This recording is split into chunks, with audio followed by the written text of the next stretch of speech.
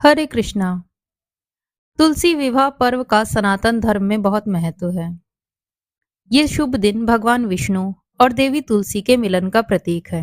धार्मिक मान्यताओं के अनुसार इस शुभ अवसर पर लोग बेहद उत्साह और भक्ति के साथ कठिन व्रत का पालन करते हैं और पूजा अर्चना करते हैं। ऐसा कहा जाता है कि तुलसी पूजन करने से सुख और शांति की प्राप्ति होती है।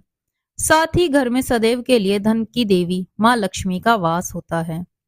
हिंदू पंचांग के अनुसार इस साल यह महापर्व 13 नवंबर को मनाया जाएगा। तो चलिए सुनते हैं माता तुलसी के विवाह की कथा। दैत्यराज काल नेमी की कन्या वृंदा का विवाह जलंधर से हुआ। जलंधर महाराक्षस था। अपनी सत्ता के मद में चूर उसने माता लक्ष्मी को पाने की कामना से युद्ध किया, परंतु समुद्र से ही उत्पन्न होने के कारण माता लक्ष्मी ने उसे अपने भाई के रूप में स्वीकार किया। वहां से पराजित होकर वह देवी पार्वती को पाने की लालसा से कैलाश पर्वत पर गया। भगवान शिव का रूप धर माता पार्वती के समीप गया, परंतु मां ने उसे अपने योग बल से तुरंत पहचान लिया तथा वहां से अंतर्ध्यान हो गई। देवी पार्वती ने क्रुद्ध होकर सारा वृतांत भगवान विष्णु को सुनाया। जलंधर की पत्नी वृंदा अत्यंत पतिव्रता स्त्री थी। उसी के पतिव्रत धर्म की शक्ति से जलंधर ना तो मारा जाता था और ना ही पराजित होता था। इसीलिए जलंधर का नाश करने के लिए वृंदा के पतिव्रत धर्म को भंग करना बहुत आवश्यक था। इसी कारण भगवान विष्णु ऋषि का वेश धारण कर वन में जा पहुंचे, जहां वृंदा अकेली भ्रमण कर रही थी। भगवान के साथ 2 मायावी राक्षस भी थे, जिन्हें देखकर वृंदा भयभीत हो गई। ऋषि ने वृंदा के सामने पल में ही दोनों को भस्म कर दिया।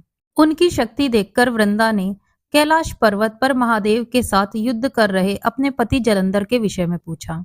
ऋषि ने अपने माया जाल से 2 वानर प्रकट किए। एक वानर के हाथ में जलंधर का सिर था तथा दूसरे के हाथ में धड़। अपने पति की यह दशा देखकर वृंदा मूर्छित होकर गिर पड़ी। होश में आने पर उन्होंने ऋषि रूपी भगवान से विनती की कि वह उसके पति को जीवित करे। भगवान ने अपनी माया से पुनः जलंधर का सिर धड़ से जोड़ दिया, परंतु स्वयं भी उसी शरीर में प्रवेश कर गए। वृंदा को इस छल का तनिक भी आभास नहीं हुआ। जलंधर बने भगवान के साथ वृंदा पतिव्रता का व्यवहार करने लगी, जिससे उसका सतीत्व भंग हो गया। ऐसा होते ही वृंदा के पति जलंधर की मृत्यु हो गई। इस सारी लीला का जब वृंदा को पता चला तो उसने क्रोधित होकर भगवान विष्णु को हृदयहीन शिला होने का श्राप दे दिया।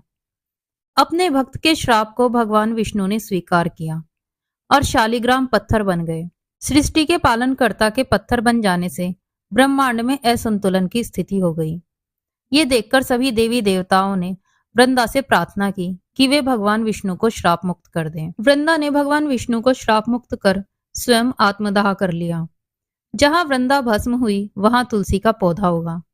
भगवान विष्णु ने वृंदा से कहा, हे वृंदा, तुम अपने सतीत्व के कारण मुझे लक्ष्मी से भी अधिक प्रिय हो गई हो।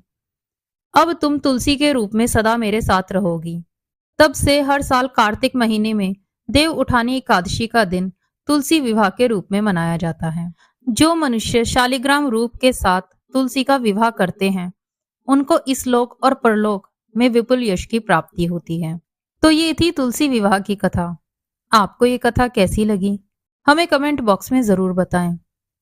वीडियो को परिवारजन और मित्रों के साथ शेयर करें। चैनल को सब्सक्राइब करें। हरे कृष्णा।